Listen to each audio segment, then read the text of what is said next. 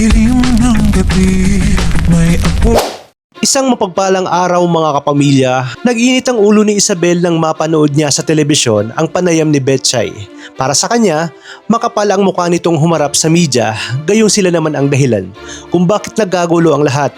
Naniniwala rin si Max na hindi pa titigil si Betchay hanggat hindi nito nakakalap ang perang kailangan para sa pagpapagamot ni Rudy. Tahimik lang si Ricardo ngunit halatang may binabalak na naman itong hakbang.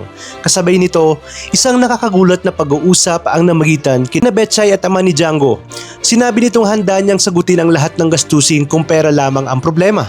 Ngunit mas ikinabigla ni Betchay ang kasunod nitong pag-amin. Mula pa raw noong kabataan nila ay lihim na niya itong minamahal at hanggang ngayon ay hindi pa rin nawawala ang nararamdaman niya dito. Dahil nga dito ay napaisip si Betchay kung may kapalit ba ang biglaang pagtulong na iyon. Habang lumalala ang sitwasyon, naghanda na rin ang grupo ni Samantha para sa operasyon labang kay Victor alias Tigre. Mahigpit ang utos ni Diego na sa oras na makita ang target, kailangan siyang abisuhan agad upang hindi na ito muling makatakas. Sa kabilang panig, nagtaka si Gabo nang makita niyang nasa labas pa rin ng bar ang kanyang mga kasamahan. Hindi pala sila pinapapasok dahil wala silang maipakitang QR code. Nagkaroon pa ng kaunting katatawanan nang pagkamala nila itong QT. Ngunit agad ding bumalik ang tensyon. Napansin nilang armado ang mga bantay samantalang sila ay puro diskarte lamang ang baon. Gayunpaman ay walang balak na umatras si Gabo dahil nakasalalay rito ang buhay ng kanyang ama.